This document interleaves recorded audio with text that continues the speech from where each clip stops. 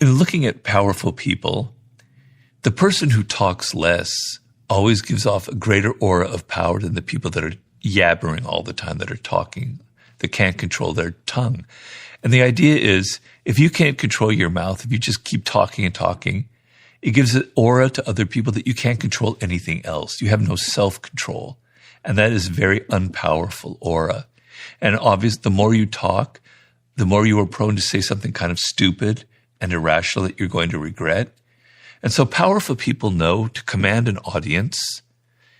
They sit there, they let other people talk and argue, and then occasionally they utter something that's maybe a little bit ambiguous. And everyone goes, whoa, that's very interesting. Robert said that. What does that mean? You look powerful, right?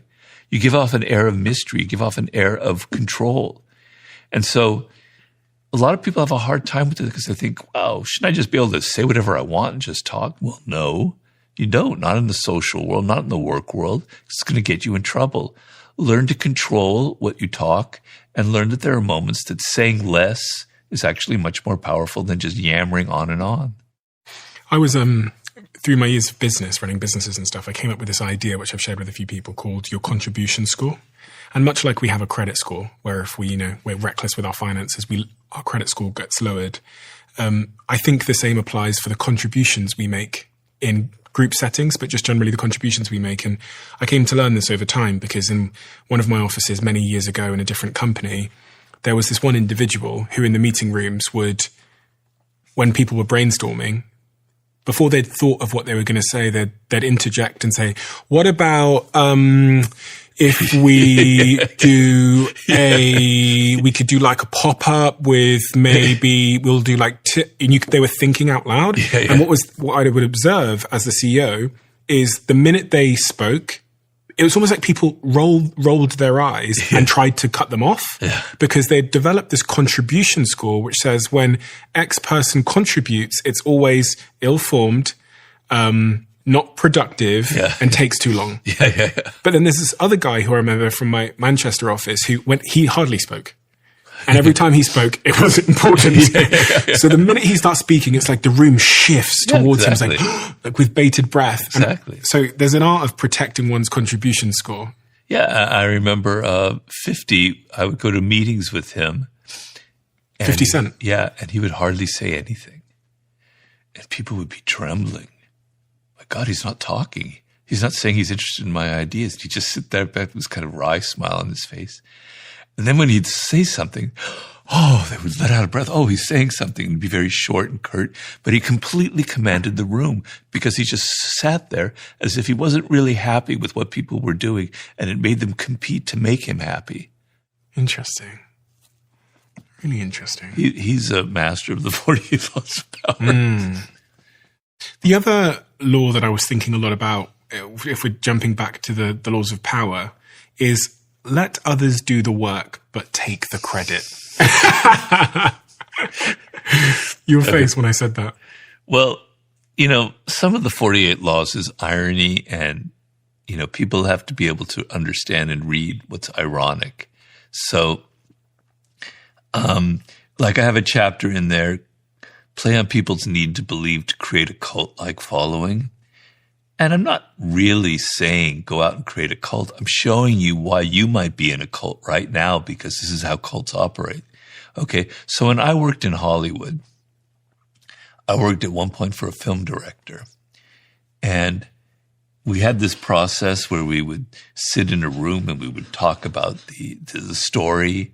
And we would discuss the dialogue stuff. And I would give all of this dialogue and ideas in there. And I'd be writing it down.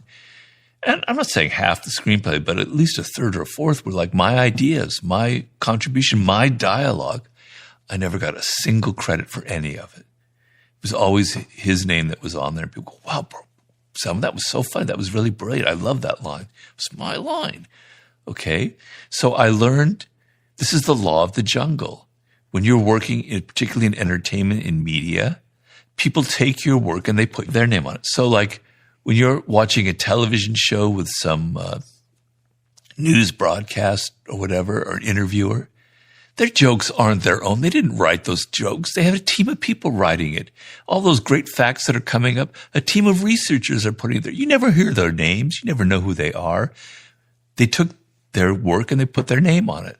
That's the law of the jungle. And the law of the jungle is don't get upset about it. It's part of the game. I got upset when that happened. I didn't say anything. I didn't do anything, but I got resentful. Nobody's recognizing my work. Whine. The adult, if I had been smarter, was, that's just how it is, Robert. Just calm down. At some point, people will see your screenplays or your books or whatever, and you'll be fine. But I'm trying to show you this is how the world operates, and don't be so naive and don't think it's not like that. And if you had kicked up a fuss, you might have accidentally outshone the master. Oh, I've been fired. It's interesting because there is an element of this where like trying to take the credit can really also lead you to being fired, because I remember back in a previous company that I'd started, had a big team, about 200 people in Manchester. And there was this one kid in his early 20s who would always sulk if in our like public company channel, someone just innocently forgot to include his name in credit when credit was being handed out. And it would happen maybe once every 6 months. You just like forgot that he had contributed to the project.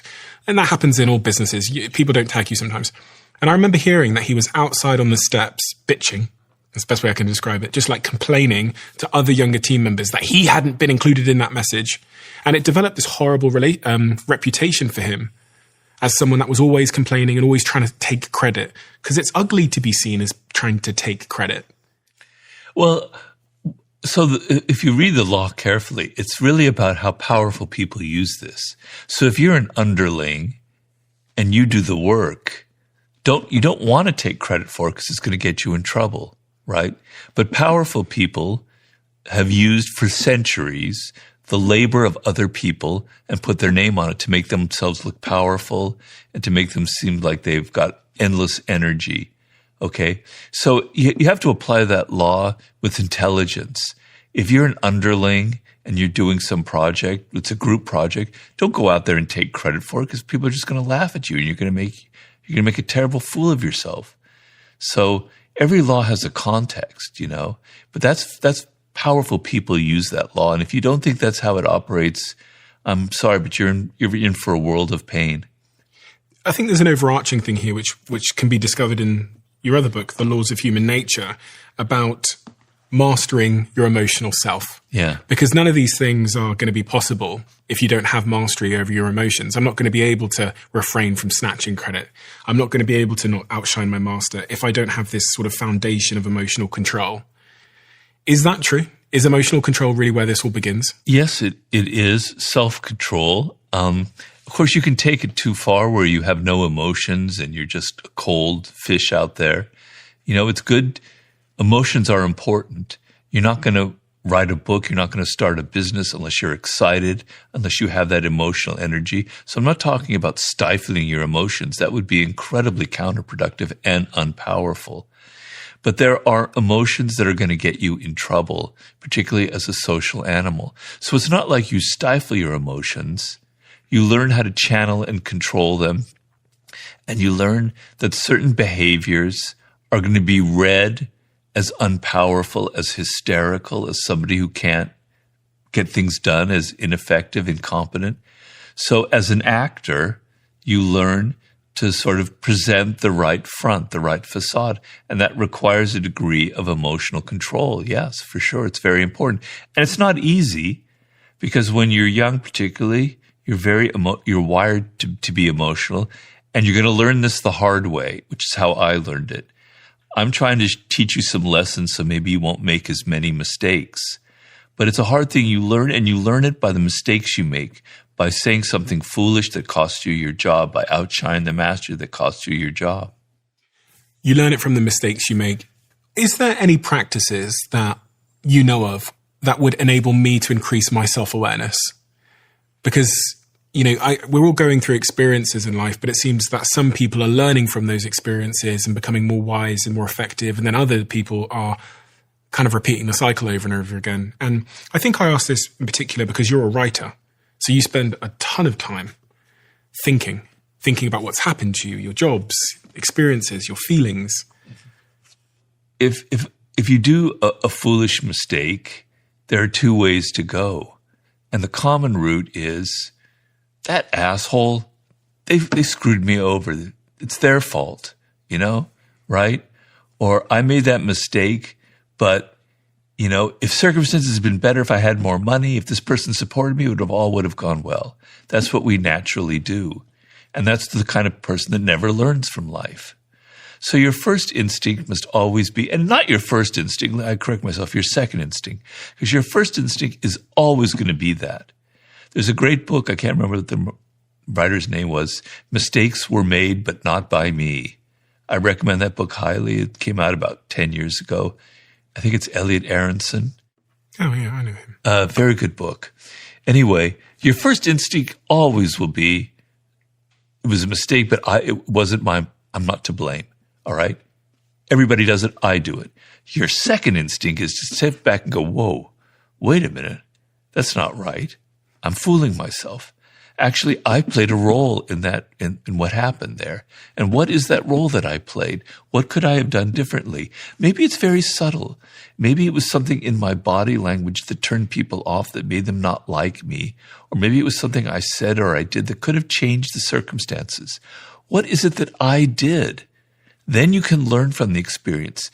And if only 10% of it is your responsibility, at least see it as 30% so that you can learn from it and exaggerate your role in the mistake, because then you can learn from it. You can understand that you can correct these mistakes, right? So initially you're going to always blame the other person. Then you're going to step back and you're going to go through this little dance. You're going to go, no, I think I've definitely played a part in what went wrong here. Things go wrong and we leap to blame. And once we leap to blame, we often leap to revenge. Yeah. We want to take revenge. We want to right the wrong that's happened to us. We want to correct the injustice. And you talk about this as part of human nature, but also give us some advice. I think it was actually in the Law of Power book about, I think it was Law 36. When we feel like we've been wronged, Robert, when we feel like there's been an injustice, what is the best course of action? It depends on the wrong and in the injustice. So let me give you an example. Yeah. Someone at work said, I heard they said something to my boss and it's cost me my promotion, and they're talking about me behind my back, and it's annoying me. Well, there are several avenues that you can go. Everything depends on circumstances. So if you're going to be a strategist in life, which is what I recommend, you have to look at the particular parameters and not just go, there's one answer. There's several possibilities here. So number one, maybe you're in an awful job with awful office politics. I have a thing that I get talked about in one of my recent talks, of you can scale a culture of a group on a scale of 0 to 100. 100 is what I call a reality group, where people are only interested in getting the job done and everything is on results. 0 is where everything is political and everything is personal and everything is about who knows who and how you brown nose your way with the boss, okay? So if you're at a company that's at that 20% level, then get your ass out of there, okay? You have a colleague like that, but there are probably other colleagues like that, and that person is probably always causing problems. Do you need to be at this job? Is the main thing you have to first ask yourself. And if you do need it, you need the job, and it's only this one person, then you have to go through a few steps. Number one, is it worth taking personally? What if I, not take the high road because I hate that phrase, but what if I say, it's not really worth it for me to get upset. It's better off in the long run to just act like, it didn't happen, and to end up getting the promotion on my own in a different way and proving myself that success is the best revenge, and how can I get there kind of thing. Ignoring him or her and what they did and only focusing on what you can do to get back, to get the promotion that you deserve. The third possibility is sticking it to this other person, which is always something that I think is something you might have to consider doing, right? Which is playing the game back at them. So when you're dealing with people who are unethical, like a Putin kind of type, where they're willing to do anything to get power and you're not, it's asymmetrical warfare. They have more options than you do, okay? This person that did that to you, they're going to do anything for power, and it puts you at a constant disadvantage. What do? You have to do what they have in warfare called a deterrent strategy. You have to show this person that you're not somebody you can mess with, that you're going to do something to hurt them, but it's controlled and it's a one-time thing. You're going to damage their reputation. You're going to spread some nasty rumor about them. But you don't have to feel like you're lowering yourself. It's just, I'm doing it one time to show them that from now on, you better not mess with me because damn it, I've got a gun in my back pocket and I can use it. You can't just roll over because they're going to keep doing it to you time and again. So you've got three options and you've got to choose what's the best one. If you hate your job and you can't get around this person, quit. If you don't feel comfortable going the low road, and if you think it's a better strategy in the long term for you and your soul and your safety to simply focus on your job and get revenge that way, that's probably the best solution of all. But sometimes you need to have a shot across their bow to say, look, you can't attack me because if you do, there are going to be consequences to pay. Because these types of people, they prey on those who seem weakest, right? Predators love prey. Yeah. But if you do the option number 2 and you show that that they didn't affect you and you kind of act like it didn't matter sort of thing, but you still work hard and you're still doing your job, they're going to wonder like, that's pretty impressive. That's interesting. This person has self-control. And they're maybe going to be afraid of you in that sense by the composure that you show them. So everything depends on who you are, your nature, and the nature of this Machiavellian character that you're facing, you know? But be alive to the moment and the circumstances and play for the long game. So sometimes the long game means showing that you can mean action because then they're going to leave you alone for the next couple of years. When we zoom out on what's going on in the world, a lot has changed. A lot has changed.